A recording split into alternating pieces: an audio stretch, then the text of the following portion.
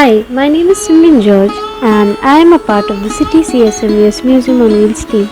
And I'm super excited as I'll take you all along on a virtual walkthrough of the exhibition entitled In Tune, The Journey from Sound to Music. But before we get into the exhibition and see the exhibition, let's learn a little more about the museum.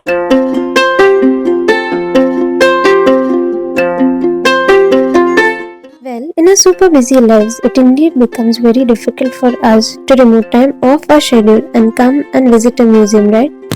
Leaving aside our part, the students also today are so busy with their non-stop exams, with extracurricular activities, with tuitions, with studies and whatnot. And also we have to note that in many different parts of India, there aren't many museums in their nearby vicinity. So hence, in order to reach out to many people as possible, in the year 2015, the CSMVS Museum in partnership with Citibank came up with a new and unique outreach initiative. It's called as a CSMVS Museum on Wheels. The bus which you see right behind me is the Museum on Wheels bus. It is a first of its kind in Mumbai and by far has been viewed by over 8 lakh visitors in Mumbai and all over the state of Maharashtra. So finally we are inside the Museum on Wheels bus, and as the title of the exhibition goes, In Tune, the journey from sound to music. The exhibition also starts off by explaining the wider phenomena of sound. So what exactly is sound?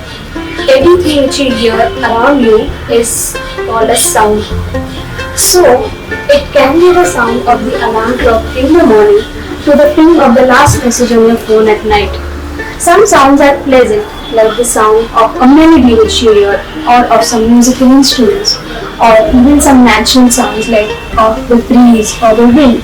Some sounds can be termed as unpleasant, for example, the sound of traffic, or the sound of cars honking, or the sound of some loud music which is played at some place. Yes, so these unpleasant sounds are also termed as noise. For thousands of years, humans have heard different sounds from the nature. It is the sound of the chirping of the birds, the rustling of the leaves of the trees, the winds blowing, the breeze, the river flowing. All of these sounds of nature are very unique and they together form the soundscape of the earth, or the range of the audible sounds which you hear around yourself. The soundscape of the earth is further divided into geophonic, biophonic and anthrophonic sounds.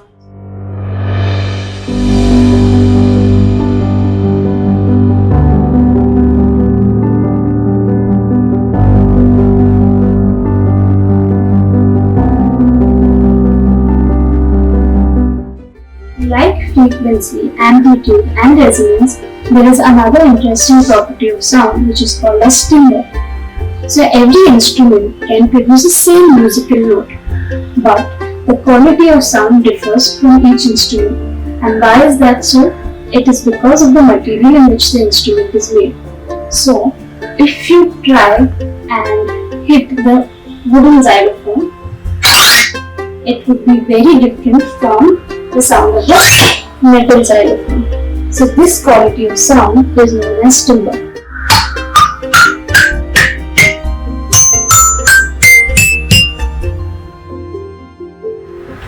So we just learnt about sound, how it is created and its different properties. When sound is created in a specific manner and in a particular way, and the tone is melodious to your ear, so it can be called as a musical sound. Music has been part of the human society right since the Stone Age times, and music as a tool was developed in order to build community relations and for them to work and sustain themselves.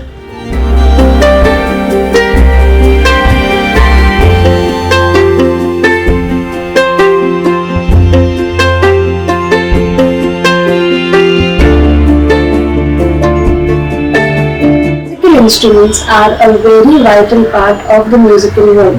Instruments have been a part of the human society right since the Stone Age times. and these instruments have evolved and developed into different categories and different styles. There are more than 1,000 instruments today in the world, and throughout history, many people have tried to classify the different instruments into smaller subcategories. Some have divided the instruments based on their structure, whereas some have divided these instruments based on what materials it is made out of. And in India, during ancient India, between almost 200 BCE to 200 BC, there has been a sage by the name of Parwati, and it is in his book, the Nati Shastra. He had divided the instruments on three broad categories, based on three broad categories, which are the wind instruments, the string instruments, and the percussion instruments. He was the first in the world to divide instruments on these bases, and even today in different parts of the world, this type of categorization is still used. In the exhibition, also we have divided the instruments based on this categorization, and here there is another very interactive and cool screen wherein you learn about the different instruments and how they are played.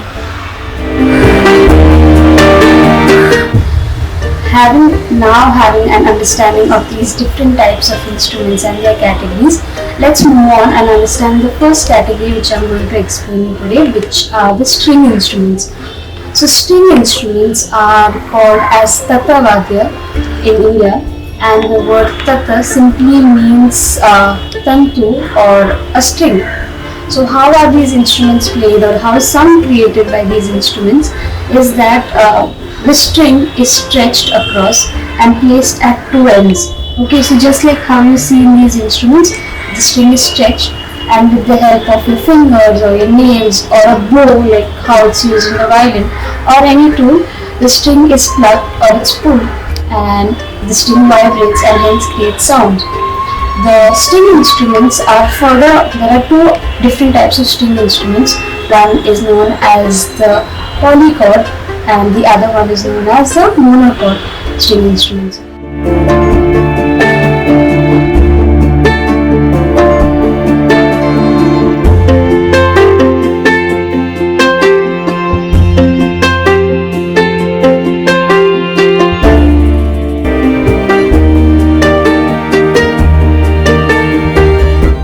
The second set of instruments which we study today are the wind instruments. So like you can see in the case, there are different types of wind instruments also available, which many people play. And wind instruments are called as Shushir Vadya, and the word Shushir simply means hollow. So if you clearly notice at the structure of these instruments, you will notice that there is a hollow space inside, and sound is created in these instruments through the air vibrations. So sound is let into the instrument by the player from one end, and from the other end it still is, and they use their fingers in order to control the different types of sounds and notes which they create.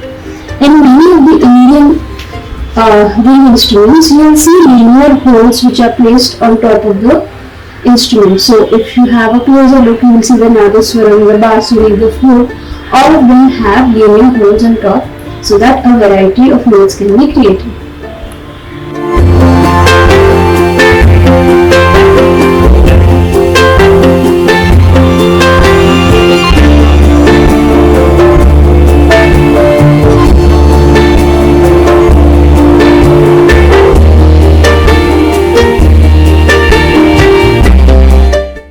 Well, curating this exhibition was quite a unique experience for all of us, and I have to agree that it was not an easy task.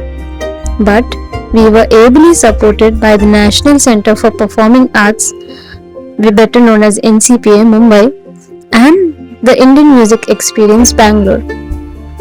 NCPA helped us a lot in the curation of the entire exhibition, and the very cool interactives which you see are given to us by the Indian Music Experience. I hope that you all learnt a lot about the musical world and about sound as a larger phenomena, and had a great time during the walkthrough. Now you can have the Citi-CSMVS Museum on wheels visit your institution. For more details, email us now@csmvs.in.